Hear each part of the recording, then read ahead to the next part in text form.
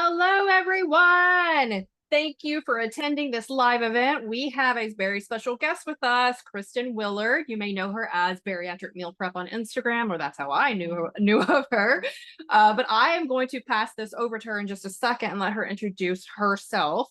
But this is a really great topic whenever it comes to meal prep, shopping for food, cooking. We all tend to kind of get mumble jumbled in the brain and get confused and overwhelm ourselves over what do I eat? But we really typically don't need to make it that difficult, right, Kristin? Right. With just a few different ways, systems, things that Kristin's going to help teach you today, you can kind of systemize this to where it can be extremely simple. Stop overthinking it. So with the tips and tricks that Kristin has for you today, I am absolutely sure you guys are going to leave this workshop more confident and excited to change your lifestyle in a better way with food and meal prep. So I'm going to hand this over to Kristin. She's going to get started and give herself an introduction, and you guys have fun. Enjoy. Thank you so much, Whitney, for having me. And thank you for everyone that came here live. I always just love the energy of live groups and feeling like we're more connected. So I work from home primarily. So I feel like, I don't know, I feel like it gets me out there when we do live events and connect with each other in real time. So as Whitney mentioned, my name's Kristin. So I've been a bariatric dietitian now since almost 10 years, so 9-10 years. Originally worked in the hospital setting at first, and then moved more over to the clinic side of things. Loved working one-on-one with people. In the hospital, I felt like, I don't know, you work with people like 5-10 minutes and then you're gone, and then they're gone, you never see them again. Where I really like the bariatric clinic because I got to see, our patients throughout the entire process from beginning to years out. And I was really hooked on all the success stories and on people that were able to do things that they couldn't do before, and really just being there for the highs and the lows after surgery, and be able helping people get through those processes. Then in about 2016, I moved, and so I wasn't working in the clinic, and I switched over to more virtual, and I started posting pictures online. And the ones that like, there was one picture in particular that this is when Instagram like was just photos and not like reels and all that stuff. And there was one picture in particular that I posted, and it showed how to build your plate after surgery. And I got so much positive feedback that I realized that that was one of the missing components that we had in the clinic, was that you couldn't get into a kitchen. You couldn't show really what portion sizes were, how these words of like 3 ounces of protein, what does that really look like in real life? So I was able to start doing that more in the social media world. And so it's really morphed over time. I do recipes and meal prep stuff, but I'm also a bariatric dietitian. So, I like the counseling side as well, and working through, challenges also. So I really appreciate you, Whitney, having me here today, and I'm going to get started. Like she said, I love interaction. You don't necessarily need to like talk if you don't want to, but even like in the chat, I do read them, to make sure, and make sure that everything is being answered and that you are getting the information that you need. I always want to show up to serve you first. So if there's something that you feel like you're not getting, please let me know, and I will make sure that you are able to get that information. So I'm going to go ahead and get my screen up. Oops. Make sure everything looks good there. And actually, I should share my screen before I do this.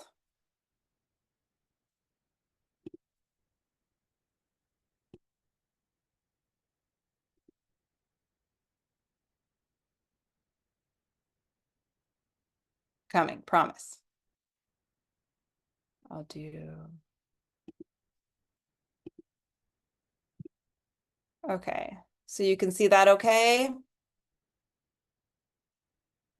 And then I'm gonna move this over here, doing it off my laptop.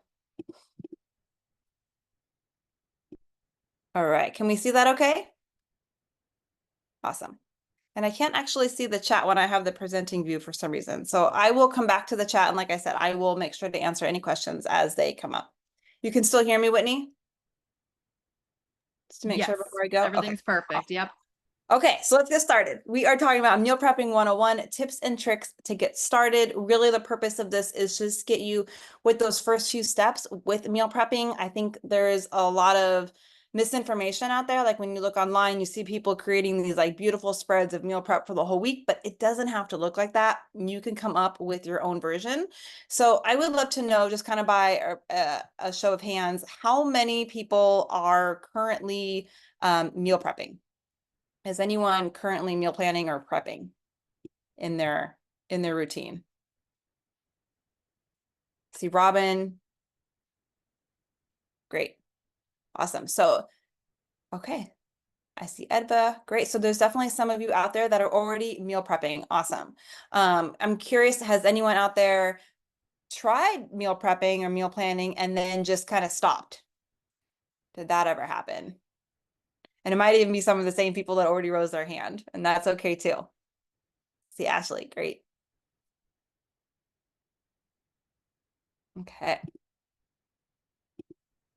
Well, either way, whether you're just wanting to get started with meal prepping or you kind of you've started and then stopped and you're not really sure what the next steps are, you're totally in the right place. We are going to give you some tips and tricks on being able to move that forward. I look at, I think we always think of like, oh, I'm a meal prepper. And we look, just the word I am a meal prepper means that like you're done evolving, you're done changing. Where I kind of like to change the word to I am becoming a meal prepper, because it's always a process and it's always evolving. And there's really no final destination. Like it's always a process.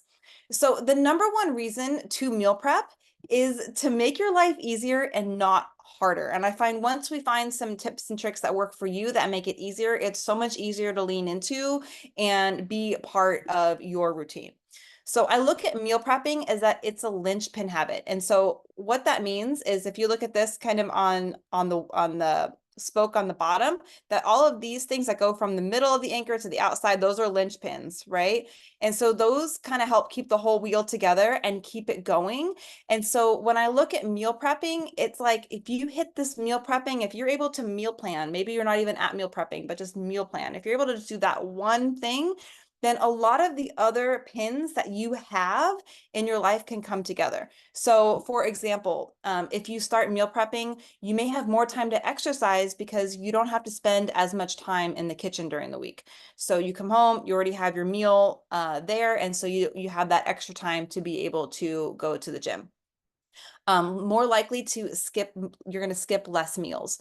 So I find that sometimes you just don't know what to eat. And depending on where you're at after surgery, if you're earlier on, sometimes you just don't feel hunger. So we skip meals altogether, and you may lose the opportunity to get all of your protein in for the day. So when you have those meals prepped, you are going to be able to skip less meals.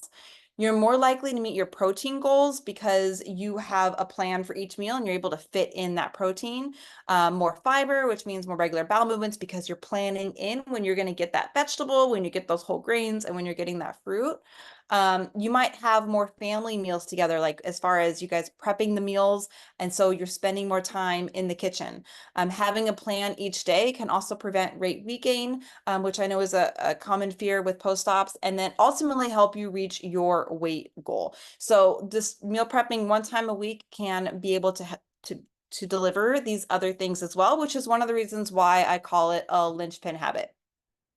But the truth is that meal prepping can feel like really hard work at first, and so many people don't stick with it. There can be this a day where you go shopping, you get your list of recipes, you put everything out, and you make it, and you're like in the kitchen for 6 hours, and you didn't have your weekend to go, and relax. So the next weekend, it's just less motivating to get with it or to do it again. And so we really want to try to make this doable for you. And for some people, that schedule may work perfectly, and for other people it may not. So it's really about knowing yourself and how you envision meal prepping helping you at the same time, because life happens, right? So there's certain things that come up.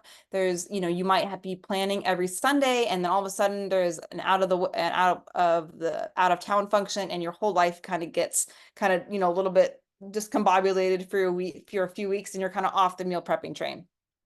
So these are the stories that I feel like we don't hear about on social media. We don't hear the ways on that meal prepping isn't working for people. And I look at meal prepping as also something that you can come back to, like everything that can, you know, there can also be different seasons for it as well. And just to kind of give yourself grace, and knowing that you don't need to always have this planned out every single week in order for it to be helpful for you. And I want to say, just including myself too, my meal prepping, like, things have changed over the years. Like, this is like something like way back in like Shape magazine, like in, I don't know, like 2001 or something. Remember these meal plans they used to put out, and you would have to follow it. And, you know, I remember trying, and I'd get for like 1 or 2 days, and like, it just didn't work for me. And so the meal prepping for me has changed in ways that, like, sometimes I have only my recipes planned for the week, and I might have like 1 or 2 things prepped. Other times I might just have like basic ingredients ready. So like, for instance, I might have vegetables that are already chopped up for the week, or I might cook like, you know, 6 chicken breasts, and then be able to add those to different meals for like salads or soups throughout the week too. So I really have adapted it to work for me. And my meal prepping, for, even though I'm called Bariatric Meal Prep, I think looks very different than what you see on social media with every single meal prepped for the exact week. Because meal plans and meal prepping from someone else aside from you, there's different reasons why they don't work. So they tend to take too much time. You're learning a new recipe like every single week, and this can take a lot of time in the kitchen. When you are meal prepping, I think it's helpful to just kind of stick to the same recipes at first. Many times, especially for post-ops, it's too much food. You buy a lot of food for these meal plans, and it just doesn't work. And then too overwhelmed. It's just a lot of, especially if you're new to the kitchen, it can be a lot to overcome, and get your timing right. Like, timing takes time, like, and meal prepping and meal planning is a skill. And like every skill, you have to practice at it in order for it to become more more fluid, more more intuitive. Because then you feel a little bit more, you feel you're just more creative in the kitchen, and you can roll with things when they don't necessarily don't go as planned, because guaranteed we all have our, you know, a fair share of not having kind of these kitchen disasters sometimes in the kitchen. And they're too rigid, right? So you know, if you're told that you have to have, you know, this amount, like if you have to have like a broccoli for this recipe, I want you to be able to have the freedom to be like, I don't have broccoli, but I have Brussels sprouts, and that's a great way too. So when we have meal plans from other people, sometimes they feel too rigid for the stuff that we have on hand. But the good news is that I do have a strategy for you guys to put into place today. It's my 5-phase meal prepping strategy that will help you kind of get your head as far as, you know, looking at a system that you can follow so you can get started. And this may be a lot for you at first too, and that's okay. My goal for you is to take 1 or 2 things from this section, to be able to apply this weekend, you know, or on Wednesday, or whatever your next day is that you go shopping. So let's talk about phase 1 of setting your kitchen up for success. And I feel like this one can get easily looked over, because we get so excited about having, you know, the recipes and the meal plans and whatnot, that we don't necessarily set the kitchen up for success. And what I mean by this is that you get to decide ultimately like what is in your kitchen and the things that are going to serve you.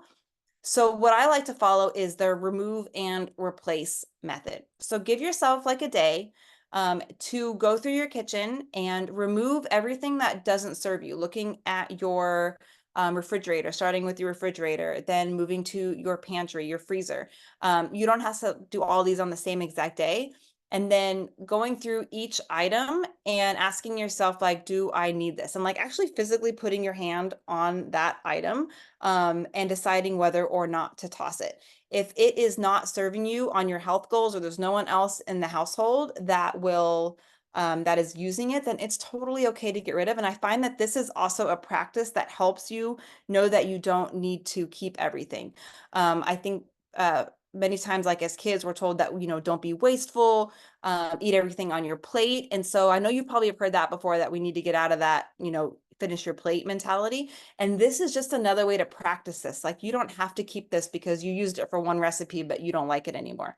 And so when we're removing these items, we want to replace it then with items that are going to be more helpful. And so really the practice of removing these items is that when you get rid of what you don't need, you make room for what you do need and what will work for you. And I think that's really the key message here. And what we're doing here is it's more of a ritual act of getting rid of what you don't want so you can make room for what you do want. And putting that as putting that more as the mindset, right? So this isn't just about the food. This isn't just about meal prepping or just about the kitchen. This is also a exercise that you can do that you can start, that kind of starts permeating into other areas. When you get rid of what you don't want, you make room for what you do want. One book that really influenced me on this is a book called The Life-Changing Magic of Tidying Up, and Marie Kondo. And I know she's got a whole special on Netflix, but I read this book before that and I really loved, this was a really, it was almost like a catharsis, kind of way of looking at it, things with cleaning your house. And so if that's something that interests you, then I absolutely would recommend getting that. And then spending a day, kind of replacing the stuff with what you do want in your kitchen. So phase 2, right? This is kind of getting more into that meal prepping stuff, is developing your plan.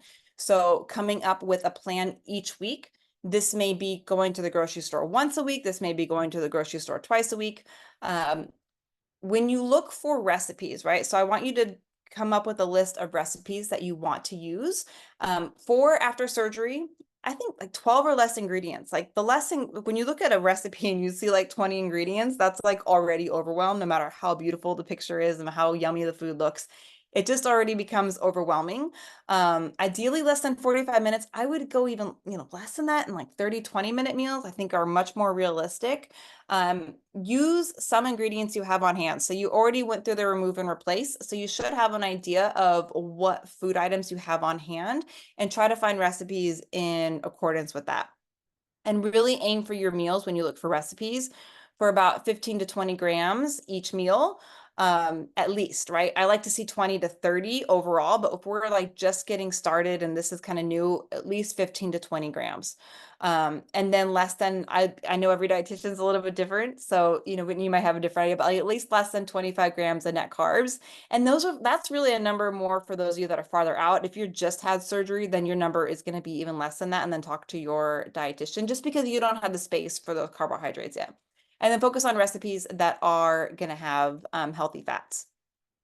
But even though these recipes are really nice and you want to be able to, refer to them, I really want to go back to what I was saying, that we want this to be sustainable. So what I find really helps is that you do need a formula to work with, and that's where the bariatric recipe formula comes in. And so that's where you're using your protein, your veggies with a healthy carb, and then adding a flavor to it. So you can essentially use the same protein, veggies, and carbs for the different meals and then change up the flavor, and that can give you a different meal depending on what the flavoring is. And we're going to go over that just in a little bit more detail. And I just wanted to show you the bariatric plate method that I'm going to that I refer to a lot, in case you haven't seen this picture. So when someone, reaches past that 6 months after surgery, I definitely encourage at least 50% protein on the plate, 30% of like a non-starchy vegetable, that's like broccoli, carrots, lettuce, and then 20% of your plate to be carbohydrates. And so like, here's for an example, right? So the protein was the chicken. I'm sorry, this was actually pork. And then we did, for the vegetable, it's this cauliflower rice with bell peppers. And then for the carbohydrate, we have the pineapple and the black beans. And for the flavor, it was more of like a Cajun seasoning, and I have a little avocado. So I do like to use fats as my flavorizers as well, with like some sort of spices.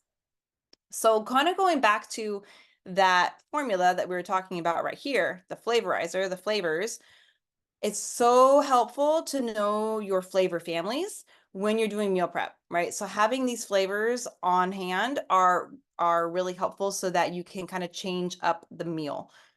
So some common ones for like more of like a Mexican cuisine flavor is like cilantro and chili powder and cumin and lime. I'm not going to go through these individually. I'll let you read them. But what I highlighted here in the red was the ones that are overlapping.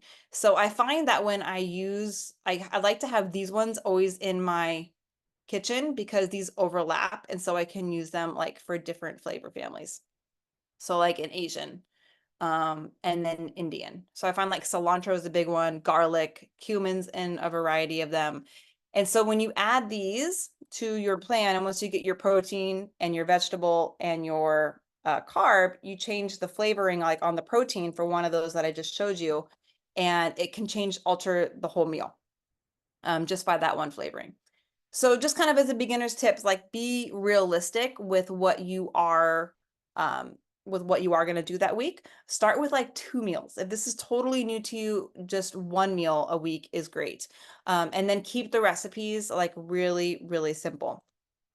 Also buying spice blends can be helpful, so you don't have to have a bunch all at once, or have all these different spices. So you could do like an Italian seasoning, a curry seasoning, taco seasonings, or like this 5-spice one, and you just add it as like a saute on your chicken or on your vegetables, and you're going to give it a variety of different flavors.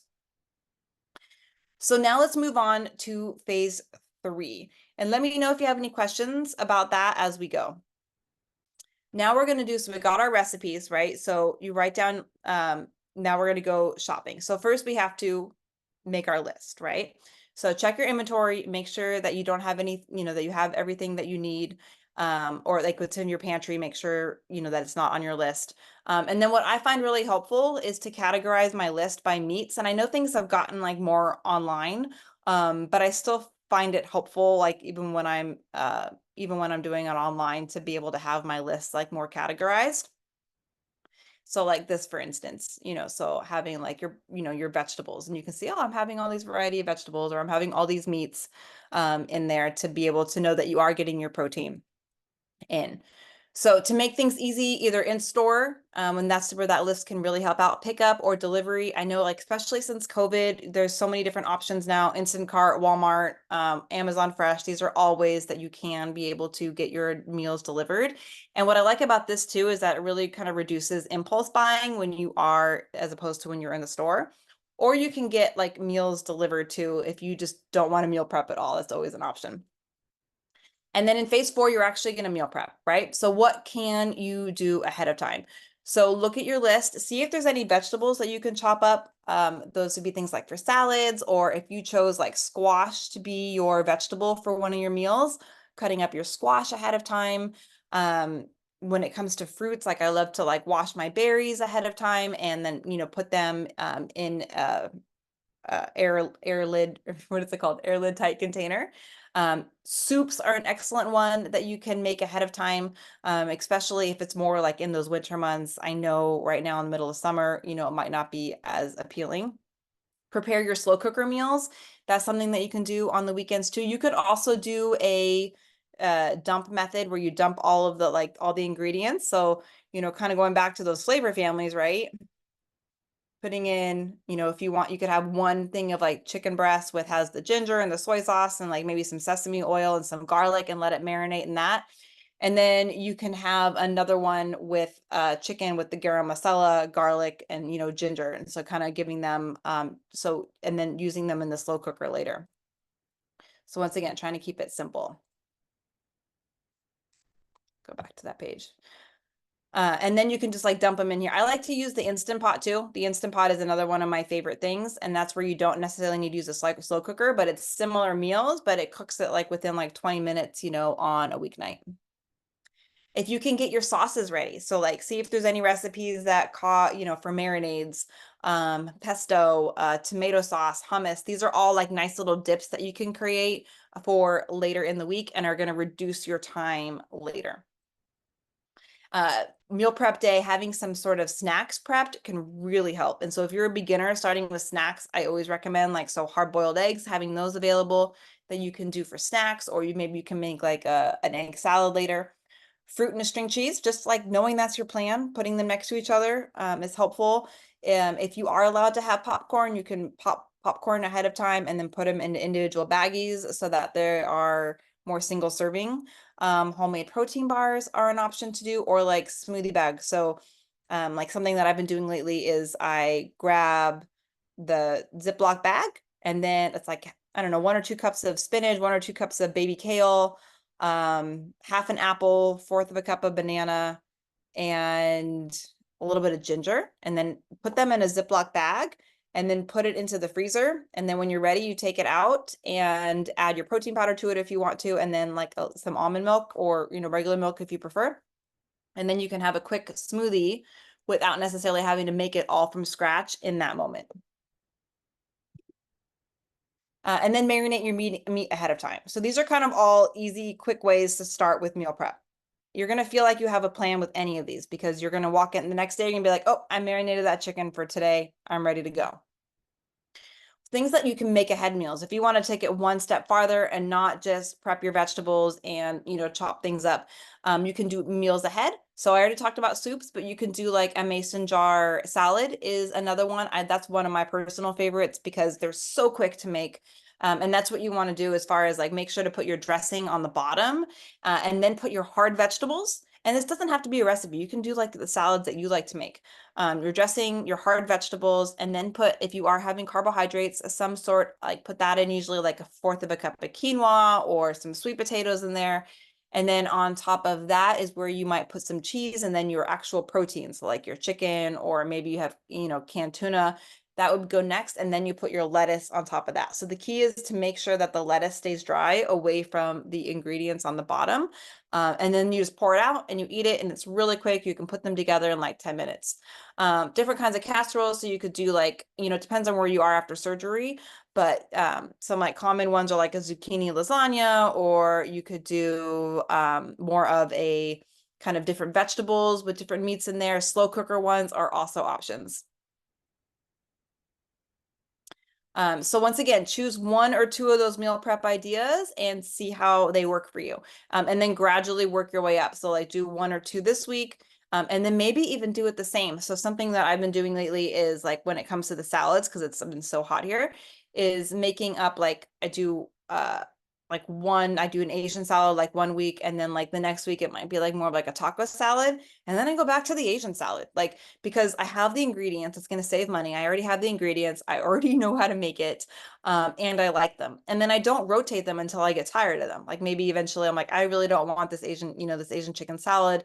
I'm gonna try this, you know, tuna salad, you know, concoction instead. So just kind of, or like a Greek chicken salad, just kind of switching it up. And then phase 5, I feel like this is where the magic happens because we tend to like have leftovers, especially after having, you know, if you've had bariatric surgery, you might have more leftovers than you did before. And so things that you use, learning how to use these leftovers can be really helpful. So you can do like stir fries, like if you have leftover chicken or you have leftover beef, you can add some, you know, bell peppers to it for a little bit of soy sauce. And that would be, you know, similar to like the fajitas. You could put things like in lettuce wraps. If you have, you know, leftover, you know, shrimp or steak, just put them into a lettuce wrap. Or you can do a bowl where that's, you know, you do your protein that you have left over, and then do, maybe you have some leftover, you know, rice from another one, some brown rice from another one, and then you have leftover salad, and you can put that together, and that's like a quick, easy bowl. Really going back to the formula of the protein, the veggies, the healthy carb, and the flavor. So what's my protein going to be? What's my vegetable going to be? What's my carbohydrate going to be? And then what's my flavor going to be? And then kind of move from there and base it upon like what you have. If you can also freeze your leftovers. So soups work really good for this. Meat or like veggie patties, if you just have too much, those freeze well. Those casseroles we talked about, or like a slow cooked meal work really well for leftovers. So another tip is to make double the batch. So if you want to save time in the kitchen, if you're having like a soup or you're having some sort of slow cooker meal, you can double it and then freeze it for another time. And then that can be, you know, a nice grab and go for later. So here's some, you know, some secrets to success with meal prepping. One, and then you probably have gotten this message from me, but keep it simple, right? Like keep it super simple is kind of one of my mottos. Easy recipes, use reoccurring recipes. So I tend to have like stuff I make in the summer and then stuff that I make like in the winter, right? Because I do feel like they are different meals, and sometimes I just don't feel like salads in the summer, and I don't feel like soups usually, or I'm sorry, I don't feel like salads during the winter, and I don't feel like soups during the summer. And then using the bariatric recipe formula. So you could just base it like going through your meal plan. Okay, what's my vegetable going to be for dinner? You know, what's my carb? What's my protein? And then do that for each day. Finding the right tools is so helpful. Like my husband, he's a farmer actually, and he likes doing like woodworking things. And he always tells me like every project requires a new tool, you know? And so he's gotten me like more into the different tools. Obviously we have limited spaces in our kitchens, in finances. So we have to be, you know, picky about some, but things that I find really helpful, are like an Instant Pot, because you can do your slow cooking and your Instant Pot in it, and you can, you know, saute things.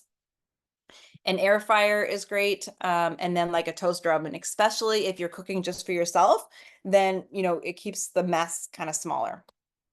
Use an app. So there's different apps, like there's Pepper Plate, and then there's Paprika, where you can like import the recipes that you do like, and it can come up with like a shopping list for you. And of course you can go to Tried and True, you know, Pinterest, where you can collect your recipes. But the thing is about this one is it doesn't create like the shopping list for you that you may want, where these other ones do that. And then you can save like weekly menus, and some of your favorite, like maybe some of your favorite websites are already on the app that you can use.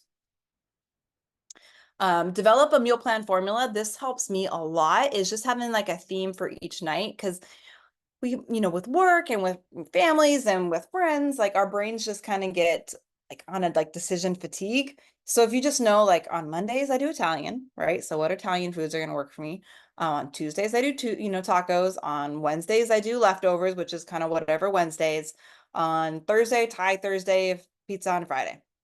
You know, and then work, you know, obviously you would work these recipes to work with what, you know, is your current diet restrictions, but it kind of gives you a formula going into the week of what you're going to do.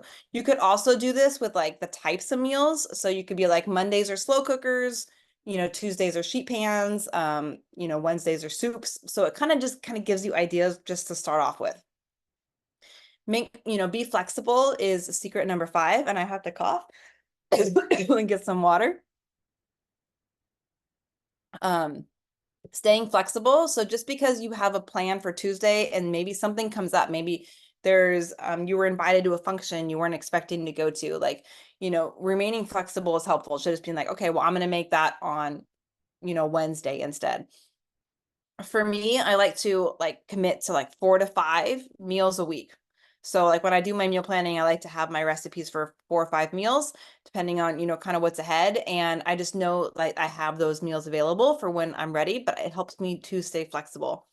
So make it work for you. So like going back, that we want to make meal prepping easier and not harder. So really look at like, okay, is that just going to chop vegetables? Like, is that going to be easier for me during the week? Stay curious on like what works for you, and not feel like you are defeated.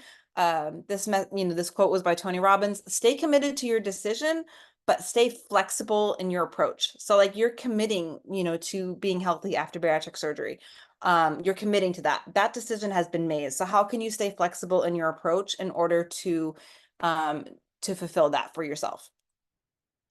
Continue to question like what your motivation is. If you're like, I'm gonna meal prep because I've been told that it's good for me, that's usually not enough motivation. If you want to start meal prepping and you're like, well, I noticed that I have more time in the week, you know, with my family, or I have more time in the week to go to the gym, or I just love knowing what I'm eating at lunchtime at work. Like all of those are great ways to kind of stay committed to your goal.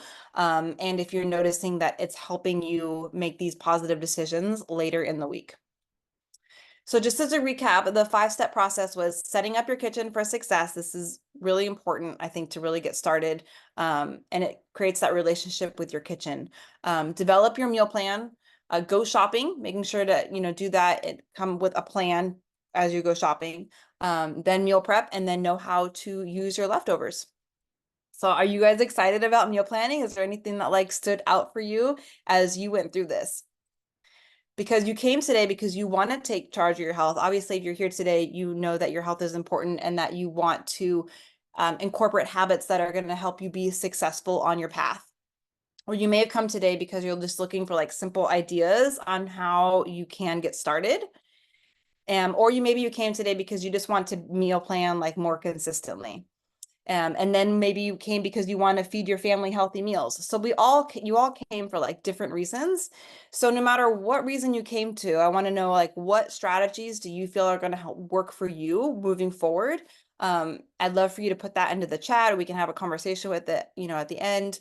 And then really aim for that consistency and not perfection. This isn't about being perfect. This is just about being consistent with having a plan each week. Maybe meal prepping is, an extra step that you want to take, but having a meal plan on what you're going to have each week can be really helpful for you. So really just want to encourage you to make it work for you. So if you want to know me, more, you're welcome to go to my website and download. I do have a free meal plan in there. It's a 1-week meal plan, or you can join the Academy for support if that's something that you're interested in, where there is there's a meal planner in there, and then weekly meal plans and recipes. And so you can change them or customizable, because I do feel like that's an important part of it, that you can be able to change things as you want. And I'm going to stop. So thank you so much for having me. And I hope you enjoyed that. I'm going to look over at the comments now and see. Robin wrote, I think a meal planning app will help. Awesome. Yes, check them out. It's really nice to be able to just have all of that already, done for you. I find that, that looking through recipe books, can be time consuming. So having that all done is great. And Ed was saying, I love the idea of developing a formula for meal, take away some analysis paralysis. Yes, absolutely. That's the one thing that I felt works for me the best. So I'm glad that resonated with you, Edva. Thank you so much for sharing. I think my light in front of me is becoming a little warmer. Okay, any questions that I can help you with?